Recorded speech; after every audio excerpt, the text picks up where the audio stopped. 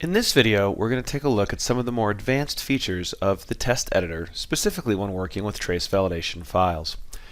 Just as a review, in the basic video, we created this very simple trace validator, which looks for a PACP GET request, sets its direction into a variable, and then waits for a PACP GET conf in the opposite direction. We also further limited the scope to only look for PACP GET requests if they were setting a MIB attribute of PA-TX-gear. So this is a very basic trace validator, and there's a lot more you can do with it to make it a little bit more real world, and there's obviously a lot more components in here that we haven't touched on. So first of all, let's just make this handle more of a real world situation. And in the real world, you can send a PACP GET and you can miss the conf twice and then ask for it a third time before the PACP exchange would time out.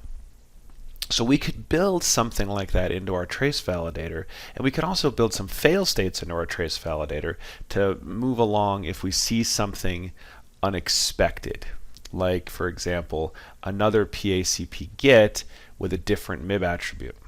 So I'm going to drag a few things around just to give us some space, but first of all I'll just move my idle state up here, and we still want our first event to look for a PACP GET request with a MIB attribute of PA-TX-gear. Now in this second state, when we're waiting for the PACP GET conf, we want to check for a couple other things that could lead to a fail state. So I'm going to add a fail state into our test case by dragging on a new state. I will double click it and just name it failed, and I'll expand it just a little bit so we can see all its log messages and actions. Now you'll notice that this is just a basic state, and you can identify the different states by the icon or lack thereof in this upper left hand corner. So you'll see this idle state has this, looks like a target without a bullseye. Well, that is an initial state. You can only have one initial state per trace validator, and that is the state on which the trace validator will initially start and wait for packets. If you're using the template, we have pre-named that one idle for you. You'll notice you can have a state with a target with the bullseye included. Now these are going to be your success or fail states. Those are your final states. When you hit one of those, you've reached the end of your trace validation, and you'll have triggered the end of the test case. So for this failed state, I want to make it one of the destination or final states. So I'm going to drop down kind in the properties window, and I'm going to select fail. So anything that goes to here would then register that the trace validator has failed.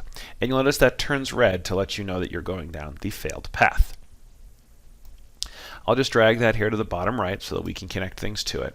And first thing I want to do, if I see a PACP GET request, and as I'm waiting for that conf, I see another GET request with a different MIB attribute, well, that means that something has been violated because we've now asked for two things without waiting for the conf. So to check for that, I'm going to add an event. I'll drag it down here. And it needs to basically have the same sort of check. So what I'll do is I'll right click and add a new packet metadata validator. I will check the packet name, and I'm literally looking for PACP GET request, and it needs to have a MIB attribute that is not PA-TX-gear. So we'll create a new field validator, and we'll check MIB attribute, and we will look for PA-TX-gear as the value, but we're not going to match PA-TX-gear, we're going to match anything but. So we'll change the comparison to not equal to PA-TX-gear. So in this case, I see another GET request with an attribute that's not PA-TX-gear. Now, what if this is in the other direction? That's legal. They can each be asking for something. So we have to add one more piece to this, and that piece is another metadata validator to make sure that we see a direction that is equal to a local variable, and the local variable is request direction. So basically what we've now said is if I see PACP GET in the same direction as this PACP GET with a MIB attribute that's not gear, that is an invalid event. So what we want to do then is fail our test. So I'll make a transition from here to here. We'll double click to name this event bad PACP get request, and it'll transition away. Now the way this starts to work when you have multiple events is it'll go through them in order of their evaluation priority, and if it finds that particular item, it will move on and it'll stop evaluating other events. So what I want to do here is I want to make sure it's checking for this conf first before it looks for a bad PACP. Now in this case, because they're both different, it can't find them both at the same time. So it doesn't really matter if their evaluation priorities are different, but we're going to set them anyway. So for the get conf, click on it, and in the properties window you'll see an evaluation priority. This always defaults to 10, but really the lower value, the closer you are to 0, the sooner you'll be evaluated, and the higher value, the later. So in this case, I'll just make this 5, and the reason we started at 10, and I like to do gaps of 5, is because if I then insert another event that has to go between these two, I've got room, and I can make it a 6 or an 8, something along those lines. So now it will look at the packet, it'll check this event first. If it's a get conf, it moves on. If it's not, it'll check this one. And if it's not a get request, then it'll sit and wait for the next packet. So that's one possible state. Now what happens if I see a PACP get that is in fact for PATX gear? Well, that's legal, because I could have timed out. I could have sent the request, not received a conf, and then timed out, so I reset my request. So what I'll do is I'll just copy this particular event that's on the idle state. Right click, copy, and if I right click another state and paste, that same event will appear now attached to that particular state. So I'm just going to drop it down here below, scoot these two over for a little bit more space. And what I'm going to do here is I'm going to say I saw another PACP get in the same direction as the original one. So I need to put another metadata validator in. And again, we need to check that the direction is equal to a local variable, and in this case, that direction local variable. And I don't need to set the variable because it's already set. So I'm just going to click and delete that particular set variable action. And if I see another PACP get request in the same direction as the first with the same MIB attribute, that's okay. And I can now transition from my event right back to the same state it's attached to. So now this will check and say, okay, I saw another PACP get, that's okay, go right back to the state that's waiting for my conf. So you can transition right back to the same state. That's a slightly more advanced thing to do, but it allows you to do stuff like this where you're waiting for something and you need to see that something else occurred. Just checking for that doesn't do much, so I'm going to introduce you to a log message action. So a log message action will print things into the application software in the same area where you're seeing your success and your fail and all the messages that come out of your trace validation test. So I want to log a message when this happens to tell me that I saw a replay. So I'll right click, new log message action. So it's not really a past message and nothing bad really happened, so it's not really a failure or a warning. It's really just more informational. Hey, we had a replay. So I'm going to select an info message, and you'll notice this event will go from green back to its default color, basically meaning that there's no warning, fail, or info message involved. If it's warning, it'll turn yellow, pass is green, and fail is red. And for the message, I just want to say PACP get request resent. Okay, so that'll print to the app, so I'll know that the PACP request was resent, and it's again waiting for the conf. What if the PACP request has sent a third time and we still haven't seen a conf? Well, now we want to fail the test because it's not supposed to send a fourth time. So to do that, we're going to introduce a variable, and we're going to show you how to modify the variable to count packets. So I will just zoom out just a little bit so I can move this event up above, and I'll just leave it in its collapsed state so that we don't have to look at all the detail about it. So we'll just select everything else, slide it down a little bit, and it's the PACP get request replayed, and if you need to, you can click this, it'll pop up, you can see what was set in there, and then you can just close it back down. So the next thing that could happen is I could see a PACP GET request, like I said, more than 3 times. So what I want to do is I want to introduce another variable. So I'm going to right click the work surface, manage variables, and I'm going to add a variable vPACP request count. Okay. We'll default that to 0 because I haven't seen any, so that's going to be perfectly fine for what I'm doing. And I'll go ahead and click done. Next, we're going to go to any of the events that see PACP GET requests so that we can count them. The first one is this event on our idle state. So we're going to set up a modify variable action, right click, new. The variable that I wish to modify here is PACP request count. So I'll select that. And you'll notice my actions available are plus plus or minus minus. So I can add 1 to it or subtract 1 from it. So we're going to have it say plus plus. So essentially this variable will start as 0. I'll see this PACP GET request, and then it'll go to 1. Now if I see another PACP GET request on this event while waiting for the conf, I need to do the same thing. So we'll modify variables again. We'll select the same variable, and we'll select plus plus. So now as I see additional ones, that variable count will go up. So if I've seen 2, that's okay. If I've seen 3, that's okay, but once I've seen 3, now I have to wait for the conf. So I need to do one more thing, and that is I need to set up an event that checks to see if I've seen a 4th PACP GET request. So I'm going to click this event, copy it, select my wait for conf state, paste it, and drag it over here. And I'll actually line it up with this failed state down below. And what I'm going to name this one is 4th PACP GET request seen. Okay? And so now I want to say that I'm seeing a GET request in the same direction. I don't need to modify the variable anymore because I no longer care. So I'm going to delete that.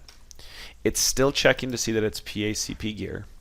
I'm going to leave this log message alone for a second, and I'm going to add one more validator to this, and it's the variable validator.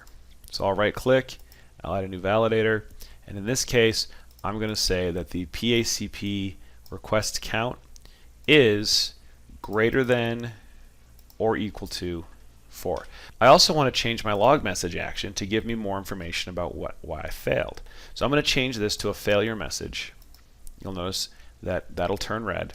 And instead of saying PACP GET request resent, I'm going to say saw a 4th PACP GET request. And then from here, I will transition into the failed state.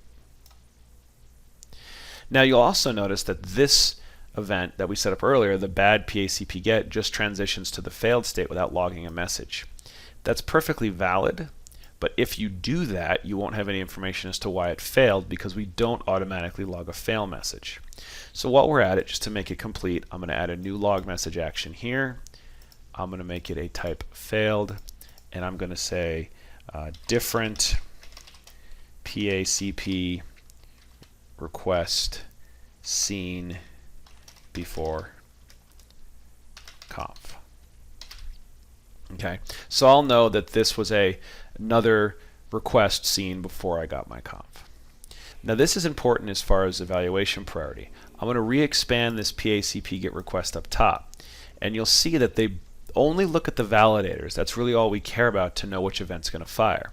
They both look for PACP GET requests in the var request direction, and they both look for the MIB value to be PATX gear. So this one could fire on that 4th PACP packet and then dump me back into my wait state. And as long as this one's firing, this one will never be checked. So we want to make sure that we check this one first before it has a chance to check this one. So I'm going to click on the failure state and go over and change its evaluation priority to a 1.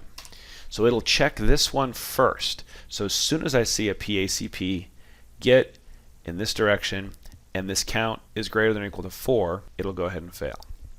And in fact, we made a slight little goof up here. I want to change this.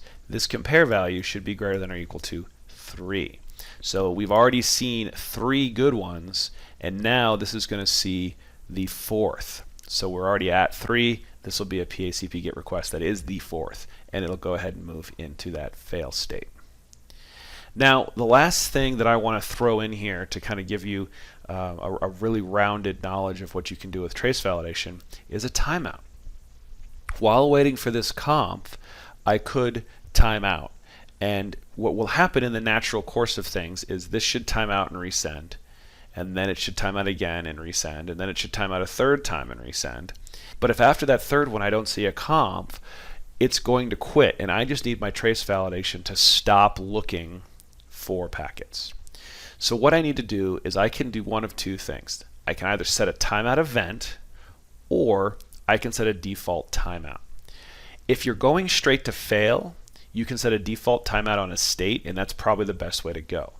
So I'll click this wait for PACP get conf state, and you'll notice on the right side in properties I have a default timeout failure, and I can set it to be a number of packets or some time.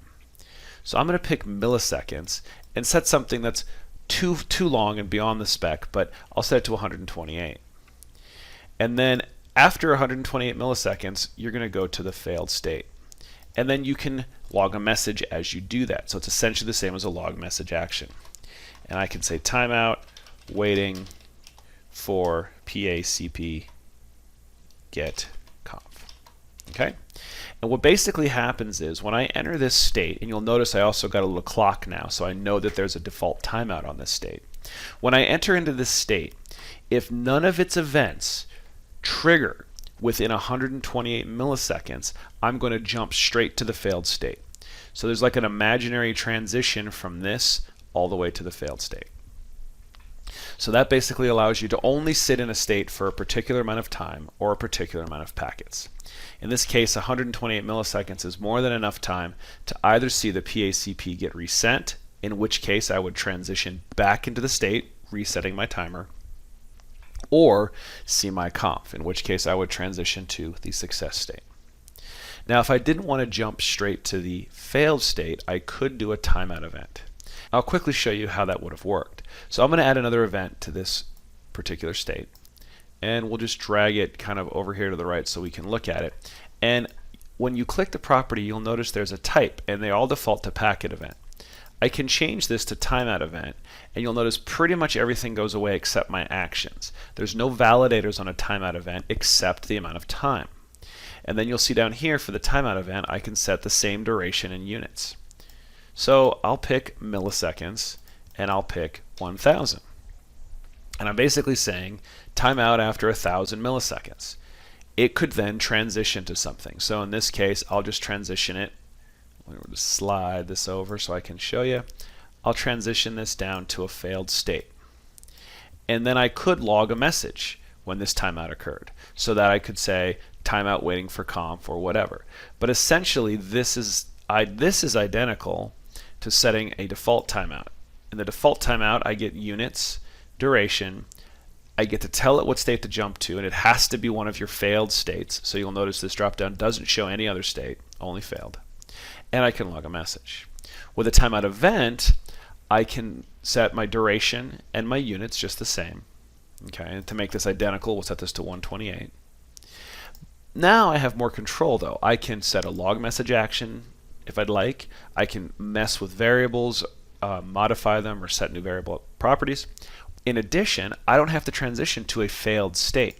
Okay, I could transition back to idle, for example. So I could say, well, this one timed out. Let's go back to idle and wait for another PACP GET request. Okay, so timeout events are a little bit more powerful. Since we don't need it for this particular test, we're going to go ahead and delete it, and we're going to delete this extra event. So now, through this particular TV, you've seen most of the more advanced features. We've worked with variables, we've worked with metadata and field validators, log messages, we've looked at how to log failure, success, and warning messages, and all kinds of good stuff. There's only a couple other things that I really want to touch on in here so that you can tweak your TV. Most of them are settings of the actual trace validator itself. So if you click the background work surface, you'll get the properties window, and it's the properties of things that can be set on the trace validator as a whole, not the individual pieces. So for example, earlier when we right-clicked and selected Manage Variables, those are also accessible from the variable list over here in the properties window. You'll also see a bunch of other information down under miscellaneous. Auto counting, auto logging, some of this stuff. Most of this you can ignore, it's for debug purposes. But you can add a description, adding some information about what your trace validation file is supposed to be doing. You can add an inactivity timeout. You'll see that's set to true. And that's a global timeout that's settable in the application software to say how long will this TV sit and wait for packets before it will time out. You can also set max instances. Now you'll notice that's set to 0. If you set this to 1, basically what you're saying is you're only going to allow one instance of this trace validation to be running at a time. Now, why is that important? Essentially, if I have this set to 0, after I look at packet number 1, I can then start another trace validation engine, and it will start looking at packet number 2. So if I do see a PACP GET request with a replay, the first time I see the PACP GET request, one of these will be running. The replayed one, I would still have the original one running, and a second one would kick off. So then if I see 2 PACP GETs and then a conf, I would see 2 successes. And so on and so forth. It can keep compounding. If you only want one of these to be running at a time, which is actually the case for this particular test, I can set this to 1. So now, until this particular trace validation test has run its course, it won't attempt to start another one. So PACP GET request replays wouldn't affect it and cause it to have more than one test. Now, we've also looked at this demo completely in terms of UniPro. If you want to make your TV look at UFS, you change the protocol from UniPro to UFS. Okay, and I don't want to do it here because we've already set this to UniPro, but I'll just quickly show you.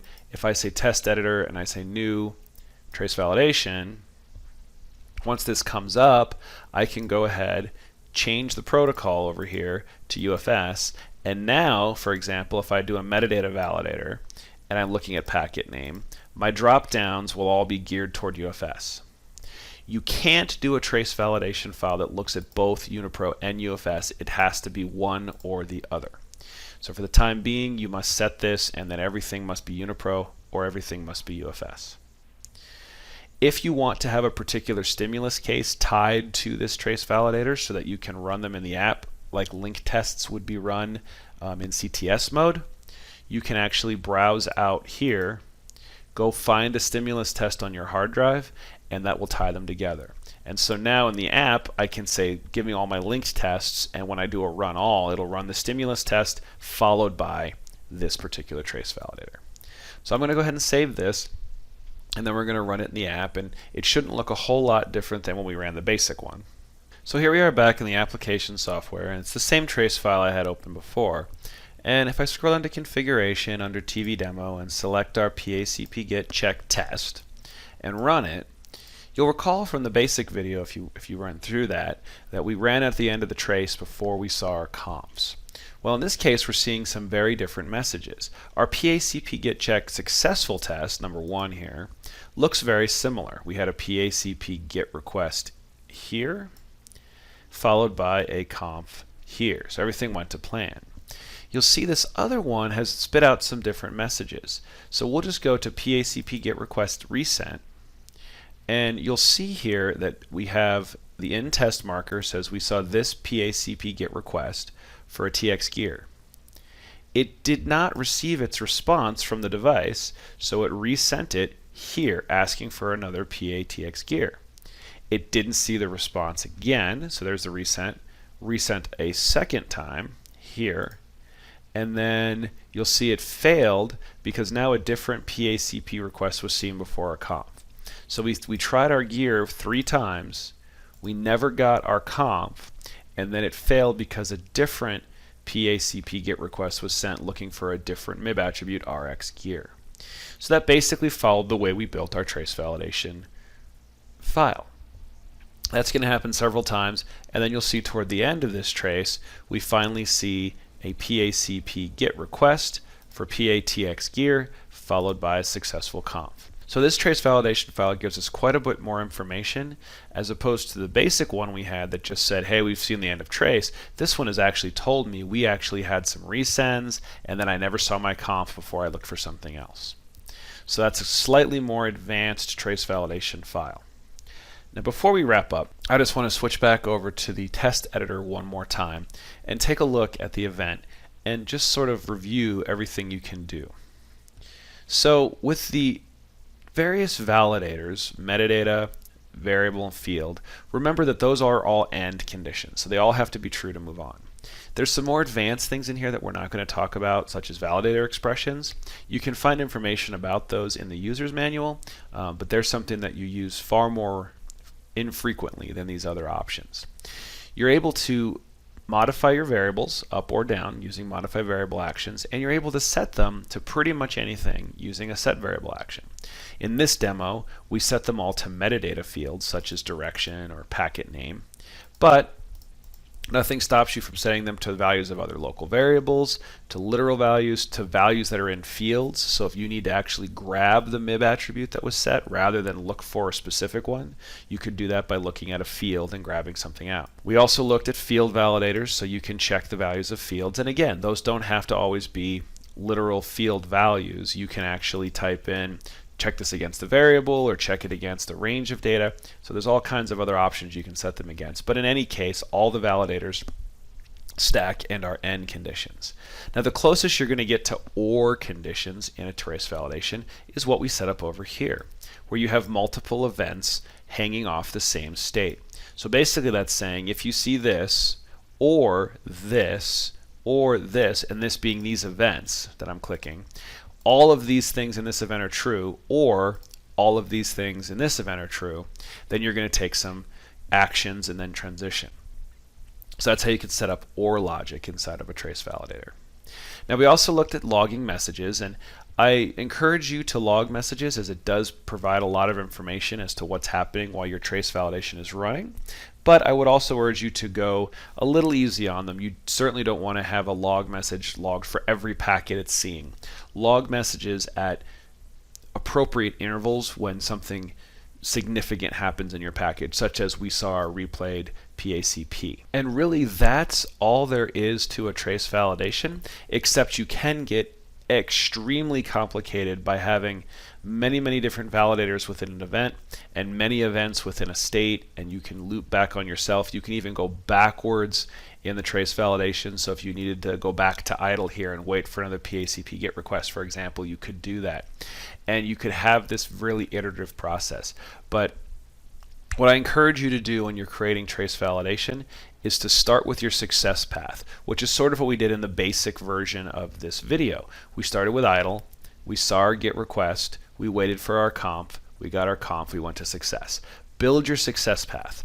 Then you can go back and add additional events like we have here saying, well, if we see a fourth PACP, that's actually a fail. Or if we see a bad PACP, that's a fail. Or we could see a PACP replay, and that's okay. So we're allowed to iterate back into waiting for the conf. Build those sorts of things in second once you have your success path nailed down. Hopefully this gives you enough information to where you can dive in and start building your own trace validation tests. Please open up the Trace Validation User's Guide. There's a lot of good information in there. You can find that by going to Test Editor, Help, and Trace Validation Editor User's Manual. That's going to go over all the pieces and parts that are available in trace validation. So if there's something advanced that we didn't talk about here, or if there's just something you don't quite understand, check out that Trace Validation User's Manual. It's going to be a wealth of information to help you build your trace validation files. I've hoped you found this useful and you're well on your way to being able to create your own trace validation files.